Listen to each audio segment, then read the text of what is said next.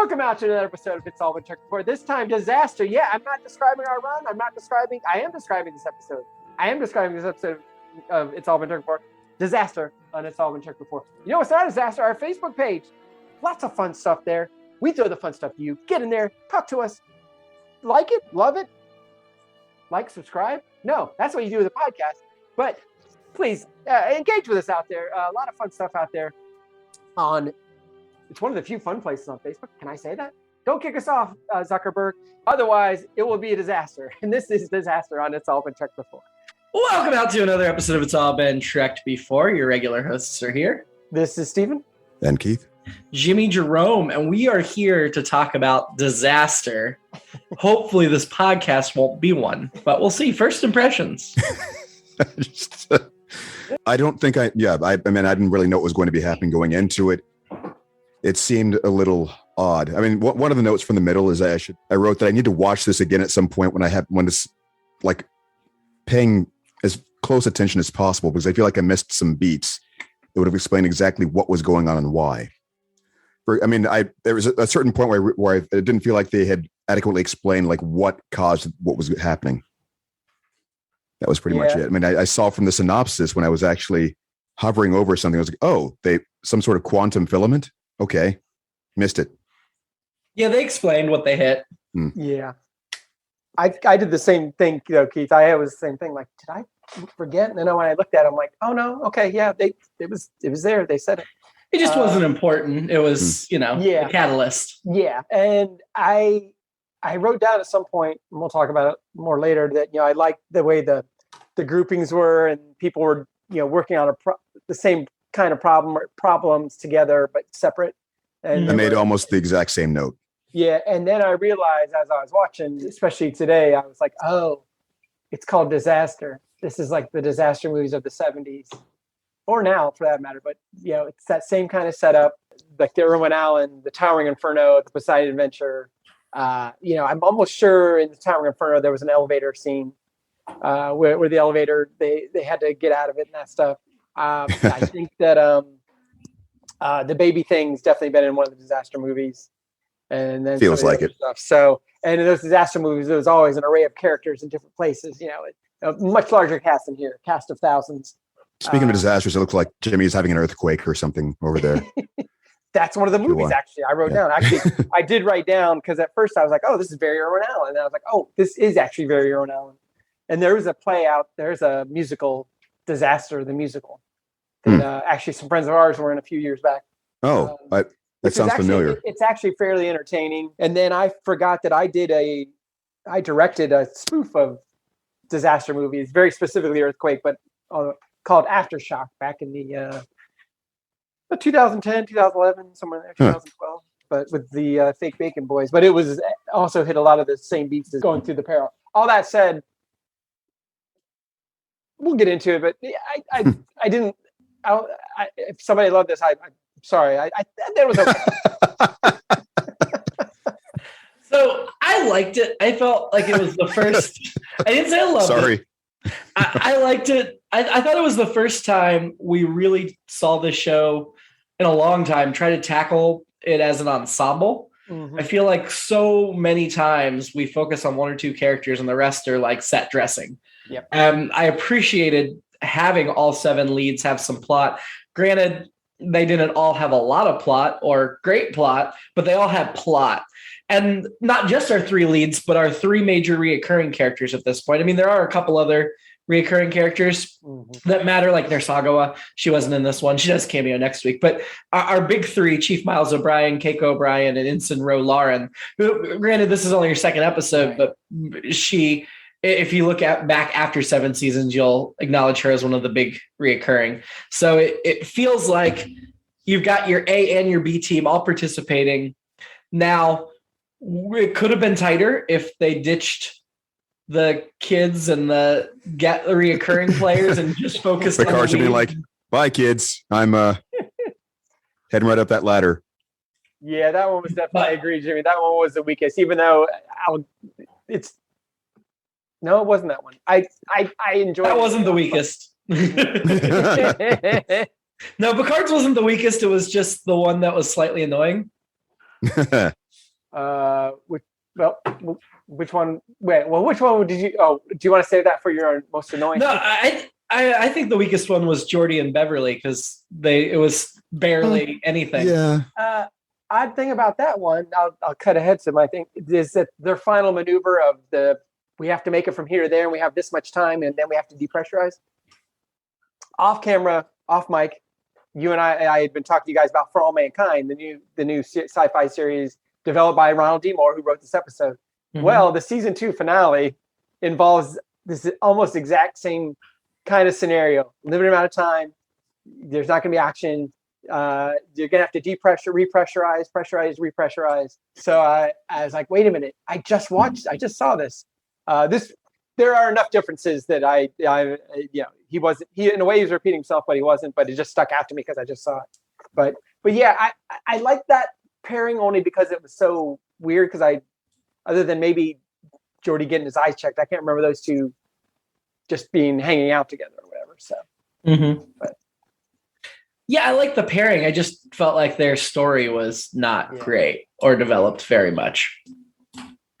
So let's jump to the beginning of the episode. Keiko and Miles are arguing over boy names. Very telling that they don't even mention girl names because apparently in what way?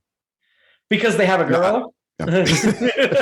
and while the Doctor may keep it a secret in the 24th century if they want them to upon request, it still surprises me that any couple even now would make it all the way to Labor Day, so to speak, without knowing whether it was a boy or a girl.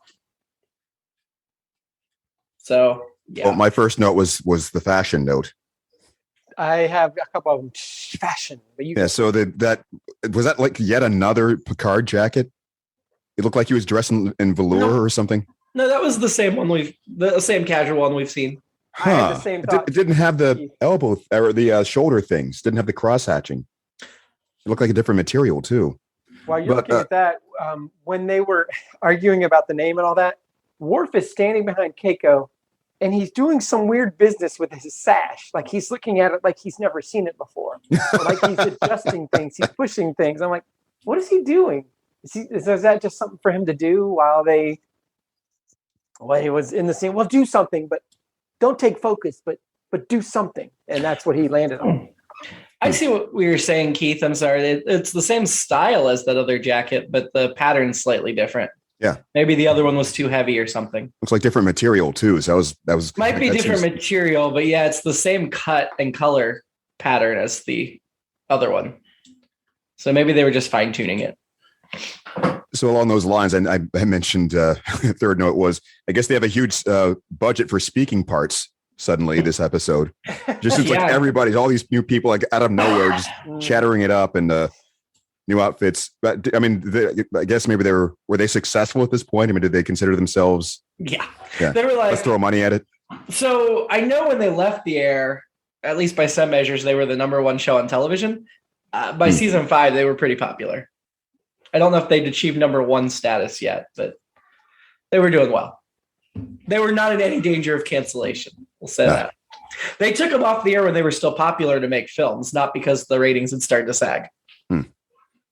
So, I mean, thinking back, I mean, there was a lot of stuff going on that would require a lot of, I mean, it seemed like the different sets, perhaps. I mean, I'm not the one who usually pays close enough attention to that sort of thing, but it felt like a lot of extra people, a lot of moving parts, a lot of places you don't usually see, if perhaps even unprecedented. So it was like one of those really blockbuster disaster movies where they go all out with the stars. Speaking of guest stars, the Battle Bridge kid, I can't remember his name, but are you talking about Jay Gordon Grass? The other kid, the little one, the small kid. Ooh, I'll have to look up his name because IMDb, Jay Gordon Grass and Marissa Flores pop up, but I don't see which one was the third one. I've got some stuff on Grass. Sapera or something like that, I think was the little kid's name. He kept looking at the camera. I didn't catch it. Halfway through the line, he'd look at the camera, and then he'd go back to Patterson Supera. That's him.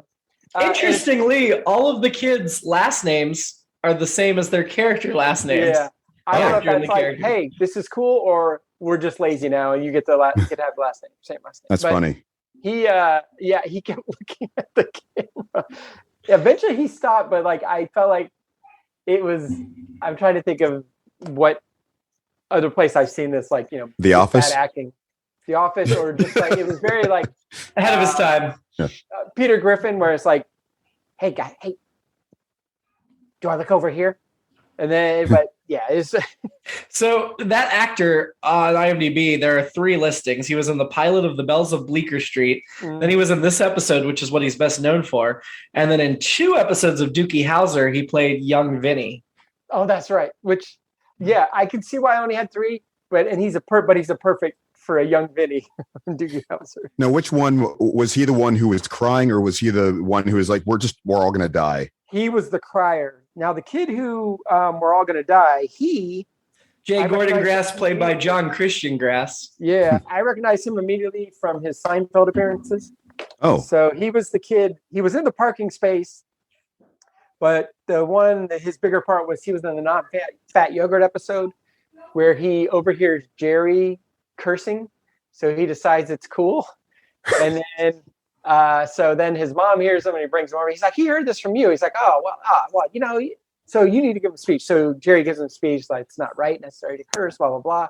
And then while he's doing that, the kid is ruining one of Jerry's tapes, and he's like, what the are you doing? And so so if you remember the episode, it turns out at the end that everyone thinks this non-fat yogurt's good for you, so they eat a bunch of it and they all put on weight.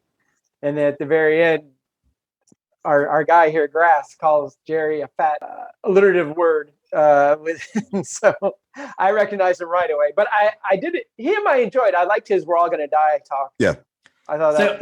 One of my notes eventually was, "I'm starting to love the die kid," because I just.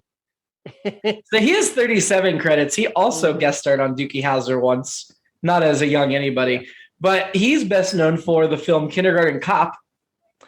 And he also voiced Linus in It's Christmas Time Again, Charlie Brown, the animated special. He wasn't the tumor kid in Kindergarten Cop. First question popped in my head, of course. Next to the tumor. I don't remember. It's been so long since I've seen Kindergarten Cop. I've never seen it, so I have no idea. I know he wasn't the main. He wasn't the main kid. No, okay. I think tumor kid might have been a girl. I'm not sure. So yeah, he has a few credits, but he stopped working by the end of the 90s. And then, since we're talking about the kids, the third one was played by Erica Flores. Marissa Flores, I believe, was the character's name. She has 24 IMDb credits. Guest starred on House back in 2009 is her last credit. Best known for Dr. Quinn Medicine Woman, where she did 59 episodes as Colleen Cooper. But nothing. I mean, this is one of the roles she's best known for on IMDb, so she's not super well known. I think it's just the algorithm, but. It might be, but yeah, she just doesn't have that many 24 credits spread over a longer period than the last kid, but fewer credits. When I looked at her credits, no Dookie Howser or Seinfeld. I was like, oh, she didn't start acting until 91. And I'm like, oh, wait a minute, she was 13. That's why she didn't start acting. Late start. I forgot I was looking up kids' credits. So yeah, those were the only. To me, those were the only notable guest stars besides our reoccurring players that we've talked about in the past. I have, while we're doing the IMDb thing, and Seinfeld, I have one other Seinfeld thing. Sure. She's not on there for long, but Ensign Monroe, who, all right, Anna Marie Hupp. Yeah, she was on the conversion episode of Seinfeld. She played Sasha, who is the woman that George is going to convert to Latvian Orthodox, so he can marry her. And a while back, we had another guest star. I looked it up. Who played the father at the church? So a lot of Seinfeld going on, which is nice. So the Monroe actress was in an episode of Next Gen last season, Galaxy's Child, the Leah Brahms episode. Oh, okay. As a different character, Ensign Pavlik. Unless, she not only got promoted, but also changed her name since then, which is possible. Maybe she got married or maybe just decided to change it. She was also Mindy, the woman in Friends that Barry, Jennifer Aniston, Rachel's ex marries. Mm-hmm. But she's got 39 credits, most recently in Crazy Ex-Girlfriend back in 2016. So I have I guess a lot of notes about the kids that are more than I expected to at the start of it.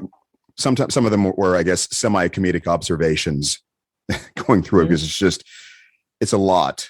for a bit there. I mean, it's set up a good, like right out of the gate. They set up like a perfect, like sort of nightmarish scenario For Picard. Yeah, for Picard and the kids in a way, but then also the elevator, and then that was just like, what? Yeah.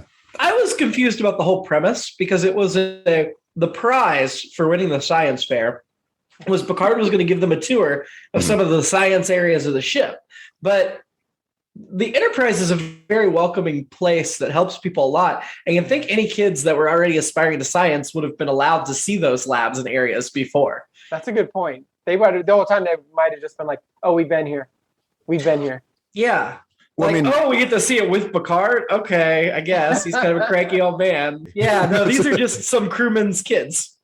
Maybe one of them's dad's like a barber or something. Maybe they're not like science officers. I don't know, but I don't know. It just, it feels like you could have easily seen these places without winning science fair. Yeah. well, if you, I mean, I guess through the Or, course you know, of they don't other, lock doors. So all they had to do was walk in. yeah, I was going to say, well, through the course of other episodes, we don't really see kids wandering around very much in the other areas. Like, I think We see there them in have the to be some hallways, places, but yeah. like something like engineering or like next to the warp core or something. Well, I think that's a little bit different. Engineering next to the warp core is a little bit more dangerous and critical than a science lab. Well, that's my point. Is that they're probably touring other. That's why you want to see like the battle bridge or something. Well, yeah, they're not allowed on the bridge. Remember, Wesley wasn't allowed. He had to stay at the elevator the first time. So there you go. Picard is like, okay, we'll show you some other stuff. Keith, on the Enterprise, children are better not seen and not heard. Yeah. And yet they're on the bridge there to meet Picard, and they don't seem at all looking around Like, this in is astonishment amazing. on the Yeah. bridge. It's part of the prize. The thing is, they can always just go to the holodeck and play on the bridge anytime they want. So, Oh, true, too. right. Huh. Do you think kids that grow up on a starship are naturally odder? ask Geordie LaForge, Yeah. because Or Wesley. his backstory is he grew up on star bases and starships. Oh, that's true. Yeah. Well, So the answer is yes, obviously. Very, very much so. his crippling inability to engage with women, for one. Yeah. So Picard goes around to these kids and he asks them what their projects were, but he doesn't ask any follow-up questions at all. And maybe that's just Picard's lack of skills with children, but at the same time, it's like, if you're showing an interest, isn't the natural thing to do to just ask a couple questions like about their project? Yeah. Yes. And I don't know. Did we ever find out what the girls was? Yeah, but I don't remember. It was a volcano that erupted. It was a potato that could power a light bulb. Was it really? No, you're still making things up. All right, fine. It was a diagram of the life cycle of a plant, obviously. So my first bit about them that I thought was hilarious to me was just the way Picard announced that they're falling, and then the kids actually start really screaming, like before the sword, like they were like something's wrong. We're falling. Ah. Yeah, the children, they're really bad criers. None of them could act a lick in that bit. Do you think that was they had like a Wilhelm's cry or something, or somebody like a stunt crier off camera for them or something? No, they were just bad crying. So with any child actor, I'm not saying that crying on camera authentically or genuinely is easy, but I feel like there's enough child actors around that you can hire some decent ones, and these were not decent ones, at least for what they were required to do. Now the scenes, look, the crying and the being scared was an essential part of those roles, and they just completely blew it. I'm not saying every moment they were bad in the episode. They could handle the normal stuff fine, but when you have that critical moment and the actors aren't up to the task, I've seen better child actors plenty of times. I'm sorry. You got to blame the casting director for not putting that part on the audition sides. It's like, hey, can you say tell me a science project? Well, you're hired. Actually, he did put, "Can you cry and not look at the camera?" And the kid was like, "One or the other, buddy. Get both." And then they hired him anyway. I'm just saying. Knew somebody. There were no kids in Hollywood in 1990. I don't think so. So, jumping back a slight bit, the Beverly Geordie starting storyline. Beverly's really trying to sell Geordie on singing, and he's doing the whole protest too much where it seems like he really wants to do it, but doesn't want to seem like he wants to do it. But it's like, why is she selling him so hard? There's 1,000 people on the ship, and is she that hard up? I mean, maybe that one is believable. Maybe no one else wants to do more plays with her. They saw the show with her and Data, and they're like, I'm staying out of this. I don't know.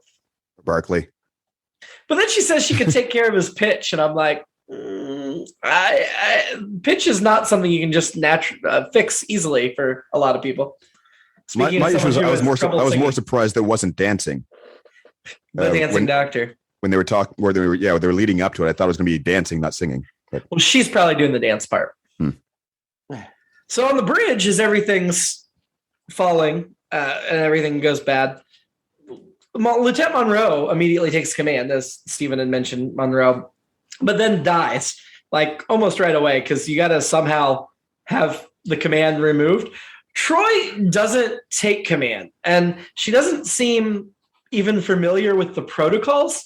I mean, I guess at this point, her role on the ship has been just counselor, even though she's, a lieutenant commander and has rank and position. And it confused me. And maybe I'm just thinking of later when we see her do more command type things, but it felt odd to me that she was so fish out of water in this moment. I feel like anybody that's at that rank should be able to at least know protocol. I wrote the same thing because that was one of the other questions I want to ask you guys is like, should she be this unprepared? And I get being like, I'm not sure I want to do this, but she should have been prepared in at least, because I think we've talked before about, she gets to sit in one of the 3 chairs, and she's said to people before, well, actually I outrank you or whatever. She's pulled that thing.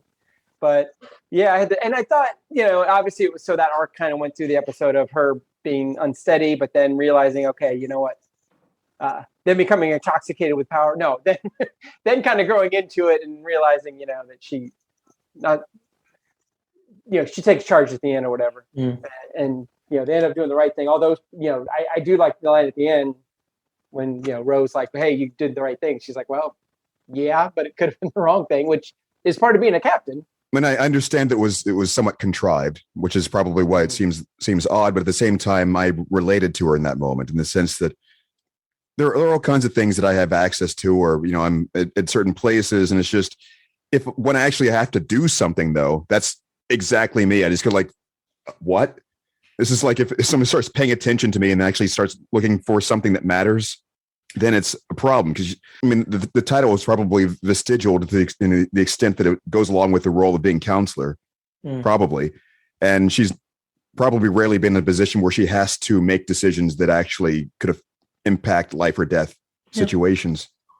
I just couldn't help but think it would have been a better plot line for like Geordi or Worf in season 1 before they got some experience under their belt, rather than 5 seasons in, one of your senior staff members. Maybe. And maybe that's one of those, Jimmy, that, we talked, about the other plot lines or whatever. But maybe that's one that would have been better with more examination of why she was that way. And I was with Ro at that point, just hand command over to Ro or somebody that's competent. I don't care if Ro she way outranks Ro. Or you need somebody that can take charge. Yeah, just be like, well, or O'Brien. What do you think's a good idea? Well, it looked like O'Brien was busy or something. It seems like he had to keep leaving the room for some other reason, perhaps, or I don't know. I think he was just going to another station. I don't think he was leaving the room, was he? No, I think the 3 of them were just stuck there helping each other. Gotcha. But, yeah. Well, Picard in the bridge in the turbo lift, ordering the children to stop crying. Is that as cliche and, I don't know, ridiculous? Like the worst thing he can say in that moment? Around that time, I noted, well, right, let me back up for a second. Which person was more disappointed, Troy or Ro in that stinger scene, where they had to kind of like, oh gosh, someone has to take command and it has to be you. That visible, anyway. So for Picard, when he eventually started to figure out what to do to calm them down, I wrote that he demonstrated that the easiest way to manipulate children is to patronize them. Parenting is easy. There you go. Sorry, that was very disjointed. But my point was that, yes, there are those cliches along with the idea of all you have to do is give them these compliments and say, you're going to be my little man or something, or you're in charge now, or you're yeah, this you get rank and this kind of, That's right. yeah. So I thought seeing the unlit ship was pretty creepy. That was kind of cool. Mm-hmm. I did think it was interesting that 10 forward had far more debris than the bridge. 10 forward looked destroyed. Yeah. And the bridge was just like, it's just dark. 10 forward is already that way. There'd been a big melee right before the event. The Funny. crystal. Keiko and O'Brien's argument over names got a little out of hand and everybody picked sides. It's what actually caused the disaster. Who would name their kid Brandon? My mom and dad did. Oh, sorry. It works for you. Ooh. Keith, I'm stealing that as my alternate episode. I think their marital spat should have been the catalyst that caused everything. I love it. I love it. Beverly can feel the hot wall when the thing's like spewing behind the panel, but Geordi can't see it with this visor that sees infrared and all the... I have some issues with Geordi's whole thing this week, and I feel like I will next week too. But anyway... But he can see and not see, and things like that. Well, and they said they were getting exposed to radiation, didn't Yeah. they? But Yeah. Did we see any ill effects of that? No, but they said that they had some time. They were more worried about that they basically had a bomb on their hands with those storage containers. How does Picard know that the girl is the oldest? Maybe she's just the tallest. Maybe the boy's older, but she shot up fat first. That's all that really matters, though. That's how Picard regards kids. Whoever's tallest is the oldest. And yet, he's like Riker's taller than Picard. So Right. So I was thinking about I've got some stuff on it. Now we're on the Picard thing. I'll go through that real quick. Some of mine. On the I what? thought about what I've been calling the Colleen doctrine, which is people that do dangerous things. When people do dangerous things, people are going to die, which really helped with me watching that For All Mankind or any action thing. But I was like, but What do you mean, Colleen from Dr. Quinn? No, Colleen, my wife. Okay. The Colleen doctrine. People do dangerous things. Sometimes people are going to die. But I was like, there's no way they're going to let one of these kids die. And of course, they didn't, because it's not Star Wars where they have kids killed by a monster who eventually redeems himself and goes to Jedi heaven. But I mean, I'm glad they didn't kill any kids. So, but still, if you're living on a starship, usually the kids just get orphaned. Mm-hmm. So they're doing the thing where they're climbing up, and then the lift finally goes all the way down, and I presume it crashes, but I don't know. Maybe it just goes to the bottom floor. Would it have been easier for them to go back down rather than keep going up? That's exactly what I wrote down. Safer, anyway. Isn't it? I mean, I know he's the captain, and he probably is itching to get the bridge. But when he's charged with these 3 children, you do whatever's safest for the kids. Yeah, because that's what I thought. I was like, my natural instinct would be going down the ladder. I got room. I'm going. I don't want to go higher, so I can fall further. Yeah. I have several questions about the climbing stuff. For instance, Picard sent the boy up to take a look. I can't remember which boy, but one of the boys up to take a look. I think it was the Die Kid. Yeah, it just makes me whatever. think of how Picard calls Wesley the boy.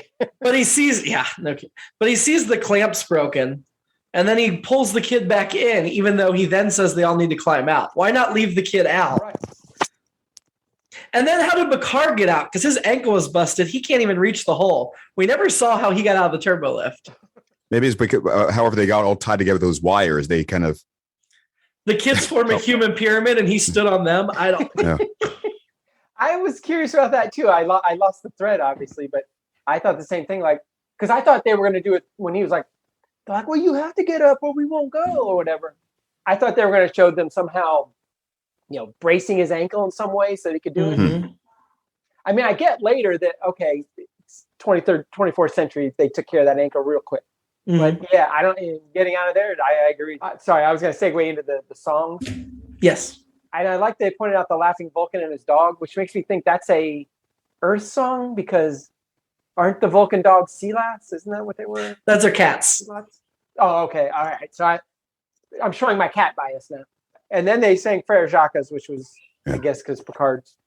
I was like, the writers are in the room, and somebody mentions Picard being French. Like, oh yeah, he is French. Let's give him a French song to sing. And am I wrong? Before you move on from that. Oh, sure. That seemed like a really like a modern kind of bit that they would do, and they're making fun of having to use public domain music or something. Sure, we have this other thing, but we don't feel like writing this, so here's Jimmy Crack Horn. Just That's very good. Am I wrong? Did Frere Jacques isn't that a common round song? Yes. Yes. Okay. Because that's what I wanted them to do. I mean, it should have just been row, row, row your boat as a callback. Right. That too. Oh my God. Right. And one of the kids should have been Vulcan. And one should have been a cranky Southerner. I'm just... they were all very white kid, human... Yep. Not all male, but you know what I mean? Like, there was no alien kids. There were no non-white kids. It was very... These are all the science fair winners. Yeah. No minorities, no non-humans. Right. Even in the Children's Shall Lead, they had some diversity. Speaking of the Frere Jacques and all that, the Beatles put that in Paperback Writer, and I feel like that was part of the reason they did it too. It was like, well, we should have something in here, but they didn't want to write something new, and they wanted to use some other song, but they didn't want to mess with the copyright. So I think they ended up going with Frere Jacques. So this time you hear Paperback Writer, listen for Frere Jacques. Interesting. So back to Troy being dumb. She doesn't even realize the ship's going to explode. Like, right. I didn't either, to be fair. Yes, you're not a lieutenant commander, senior staff member of the... The funny part of that is like they're explaining the whole thing and blah, blah, blah. And she's like, which means what? And they're like, oh, the ship will explode. And I'm like, couldn't you have led with that? Couldn't you have started there and then worked back through the explanation? And then we have Riker and Data crawling through the tubes, which I was enjoying, except they're holding that stupid, dumb flashlight again. That is the least efficient flashlight because you take your whole hand to hold it. Surely flashlight technology would be better than I mean, can't they just wear a helmet or something or a headband? Well, this is before camera phones. I mean, in real life, so even the idea of just having it on your tricorder or something, or any other device, or even your communicator. We used to have, but mining technology has been around for a while, and they have hands-free lights. They have those little safety flashlights in your car. Yeah, you would think. Were those around in the 90s though? Maybe not. Oh well, I know small. And this is going back to around this time for sure. When I read meters, you could either take a giant flashlight, maglite flashlight, or you could take a little baby flashlight. And initially, it was like, oh, I'm going to take that in case any dogs want to bite me. And then I was like, why am I carrying around this 6-pound thing? I'm just going to take this little thing, and that's what I'll use. So, yeah, I think they were around. When Data decided to sacrifice his body, shouldn't he have taken off his head first before getting electrocuted? That is, I was make sure his head would survive it. I was confused about that. Maybe he couldn't have moved his. It would have been simpler to position his body with, I don't know. Yeah, position it right next to it, take it off his head, and then Riker just shoves him. Maybe. But it's, what else? I guess I didn't understand what that was supposed to accomplish or why that stopped it from happening. Like, I thought it was just supposed to be there to continuously block this arc, but it seemed like it absorbed it somehow and made it stop. It like shorted out the arc. Yeah. Isn't Data's head coming off part of Imzadi, right? Yes. Yeah, at the end. But and this is why I heard he was taking his head off. I'm like, oh, we're going to see Riker running down the hall with it under his arm and stuff like Imzadi. They did not have budget to show anything except a table with Data's head already sitting on it and an extra wide neck to cover up whatever was going on. His neck was suddenly much wider and thicker than it usually is. It did look good, but yeah, it wasn't. It did not look good. The neck, the neck was such an awful giveaway. I guess I just hadn't been taking the measurements. I should have been waiting and paying attention for that. But yeah. And when they go to engineering to do that, but no one's in engineering at that point. I guess Geordi goes to do something with Crusher, and everybody else is like, "Boss is away, day off. We'd love to stay in engineering." No, they were all killed. We just didn't see it. Yeah. Speaking of which, when they're having a conversation about the saucer separation, which I'm always excited about. Sure. They like to tease you and never show it. Exactly. Shouldn't Troy be able to sense if there are survivors down there? Mm-hmm.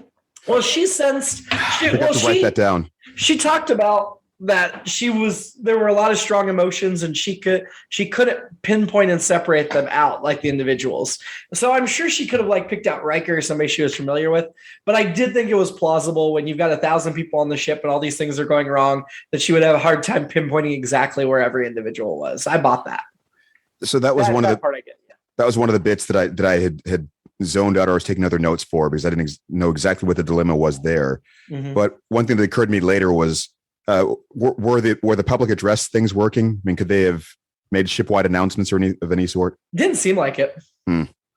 You know why they couldn't separate the saucer, though? It's because Geordi wasn't in engineering and couldn't run and roll under the door, which has to happen every time they separate the saucer or almost separate the saucer. This is the bridge. Is anybody alive? No. I was hoping more of like, all right, Troy gets on, is like, everybody just shut up for a second. If you're in this section, think really loudly. Or you something like that. Like feel really loud. Feel really loudly. Yeah. Feel jealousy right now. Just feel jealousy really hard, and I'll That's what started the fight in 10 forward. Do you think Troy at night, when she's horny, just lays in her bed and searches for anybody else that's masturbating and just feels their telepathic Tinder? Yeah. So I really like Data like scolding Riker about plugging in the wrong port and all that. That was really funny. Yeah. But I think the humor MVP, of course, goes to Nurse Worf and all of his lines like, "This is not a good time, Keiko."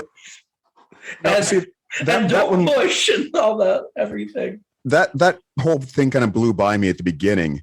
You may now give birth. Yes. Once we got to that whole birth scene, like here, I was just, oh my God, that was just comedy gold. I mean, he talks about they'd done a simulation, orderly, which just added to the humor. That was all just in that section. The second the crisis broke out, I knew it was baby time. I mean, it was like that baby's coming out one way or the other. Well, somehow O'Brien and Keiko made it to the wedding without anybody dying. So that's true. The birth of the baby has to have something that bad happen. And Worf was doing what we do these days, which is reading off your phone or watching a YouTube video of how it's supposed to work. And so we will. The nice thing is we will get to see little Molly over the years because she'll appear in DS9 and we'll see her grow up a little bit. So that's kind of cool. I also wrote Worf Lamaze instructor. Yeah. But the thing that I noted about that really was that it took something that could have been really cliche already, which, I mean, it was, but they ratcheted it up to that point where it was so perfect. Just that, I don't know. I wasn't expecting it. The Worf plot was my favorite one, honestly. Worf and Keiko. It was comedy gold. I wish they got more screen time. I think Riker and Data was my runner-up, despite the stupid stuff they did with Data's body and head stuff. Like, I think if they thought about it a few more minutes, it could have been sharper. But I liked that plot as well. And I wrote the same thing, Keith. The baby thing's cliche, but it was effective as hell. And again, it's having those interesting characters, especially Worf, the way we've seen him. And they played that.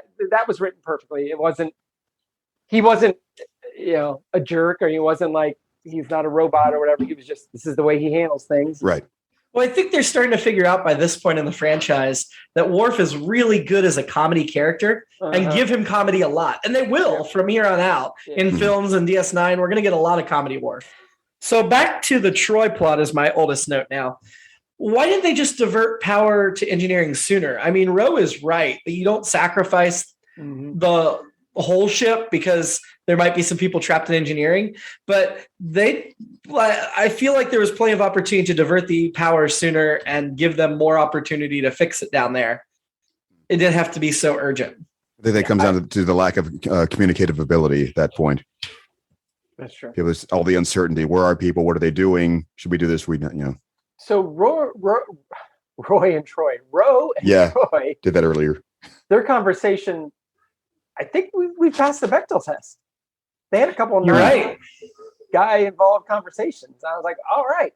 Yes. Again, we've talked about how much we like Ro and Michelle Forbes or whatever. So it did feel like if Troy was going to find her spine, though, it wouldn't be going up against Ro. Like, Ro could bite her head off pretty easily. Well, I think that was the point, though. I noted that this was they gave Troy that Wesley dilemma way back when they had him leading that group project and essentially outranking the person with him, who was an older person who was like, why can't I just take over and blah, blah, blah, until Wesley finally went, I'm in charge. Like, okay, I'll do it. But that's see, Ro doesn't respect the chain of command like those other people did, like less. Yeah. She's more of a rebel. And so it felt like she would not have been so accepting. And so like, oh, yep, I was wrong. You can chew me out. You're the senior officer. That just doesn't feel like Ro to me.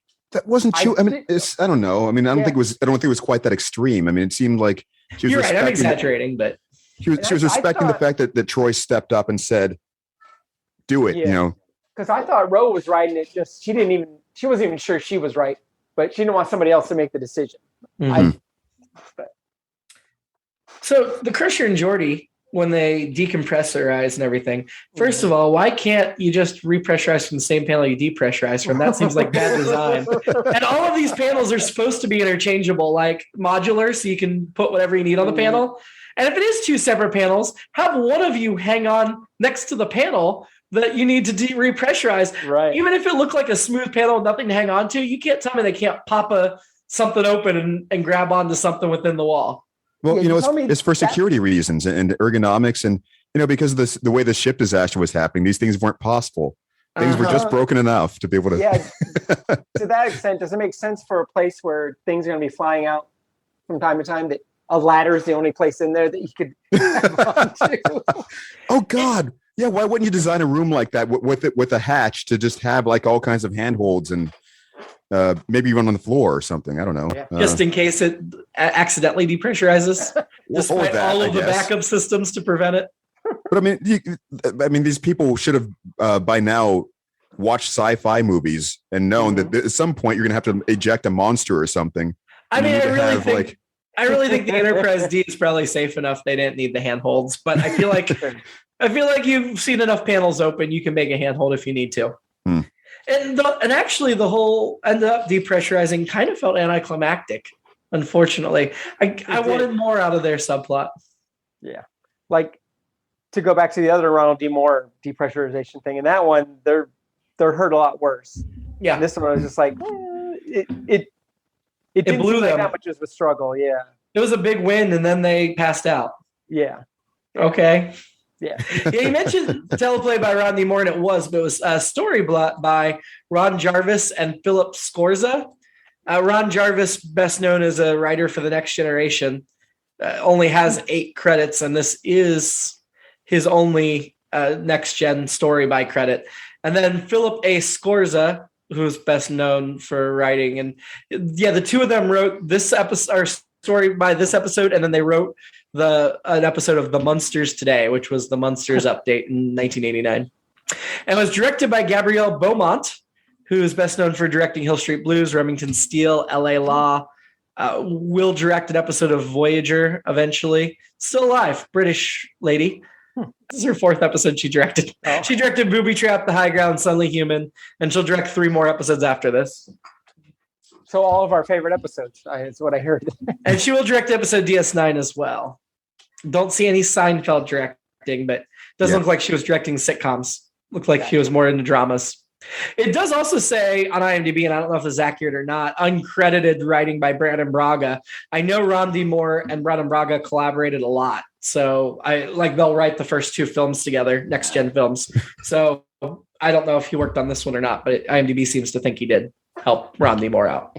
Picard's triumphant moment with the kids, in spite of myself, I was a little bit moved. Oh, when they get out when they get out, and then at the end when they come back to the bridge. I mean, that's my fashion for this episode is the pips. That he had 4 pips, so he gave 2 to the girl because she was supposed to be in charge, and then 1 each to the boys. Oh, and I'm guessing that's breaking regulation to just hand out pips to kids, but obviously in those circumstances it doesn't matter. But I thought it was interesting they got to keep them because when they came back to the bridge later, they were still wearing their pips.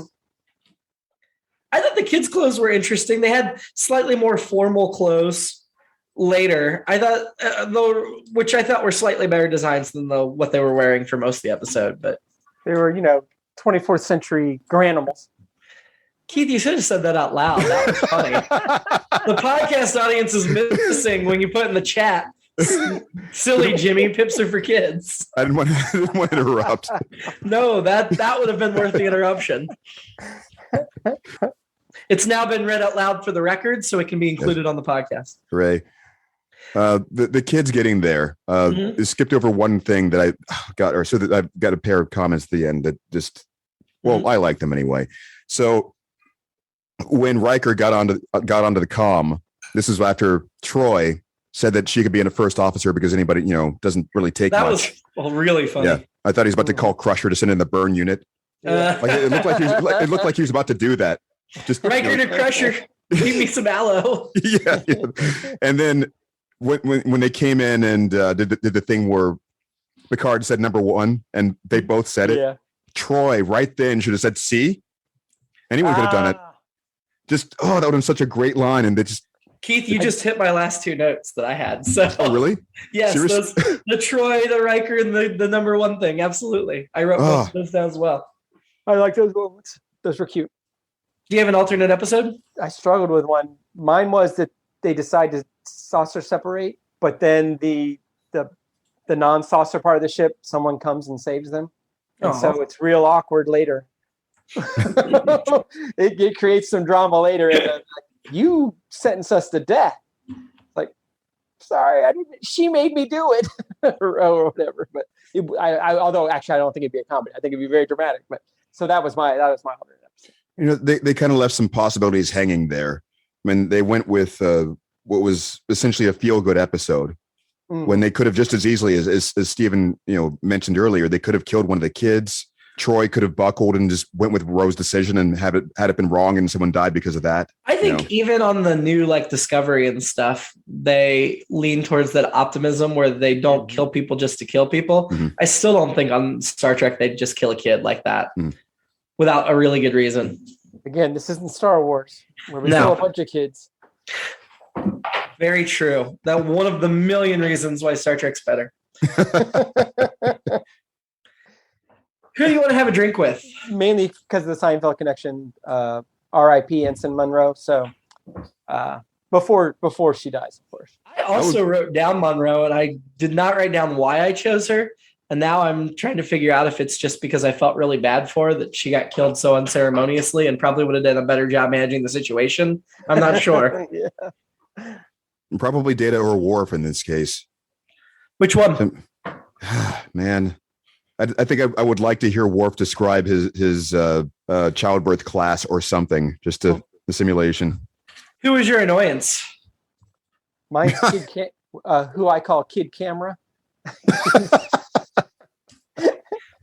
Yeah, Cry Kid, whoever that was.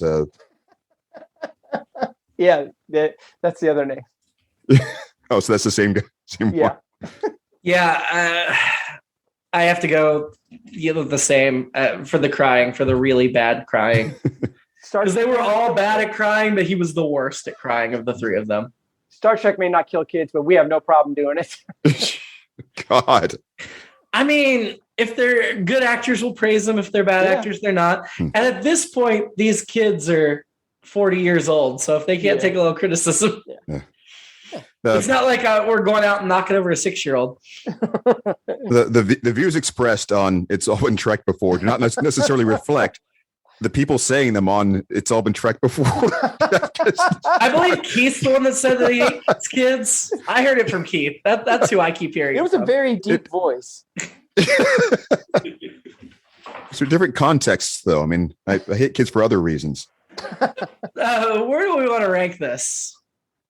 Let's go against last week's Silicon Avatar. Better or worse than Silicon Avatar? I can't remember anything that has happened at all this season now. It's just like Silicon Avatar was the planet killer. Yep. Thing, right?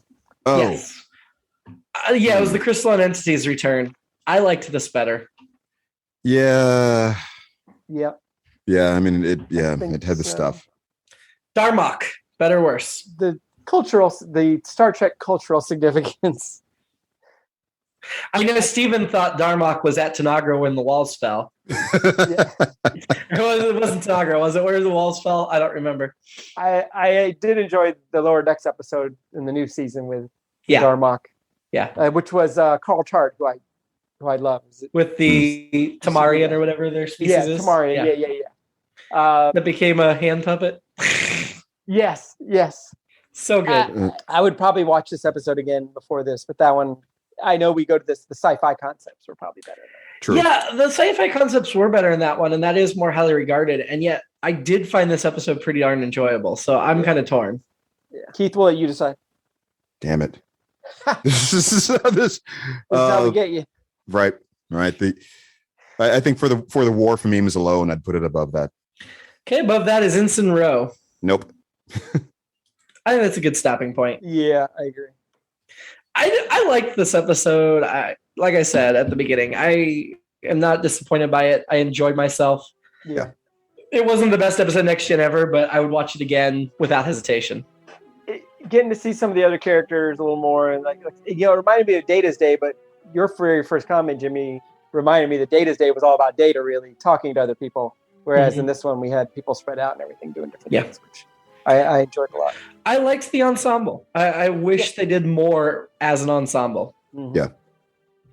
Next week, the game. Wesley Crusher returns to the Enterprise on vacation from the Academy, only to discover a mysterious alien game infiltrating and controlling the crew. Way to give it away. Yeah, I'm glad I didn't see that. Ashley Judd? Come on. Oh, God, that's who that was? That just... Oh, yeah. We Really? talked about that before, and I still forget. Yeah, I couldn't place the... Yeah. Oh, wow. So we're going to talk Ashley Judd and maybe a few other things about the episode, but probably mostly Ashley Judd next week. Until then, live long. And like the Boy Scouts, be prepared. And stop crying. And then cry. See, that was better than what that kid did. And you may now give birth. And look at the camera.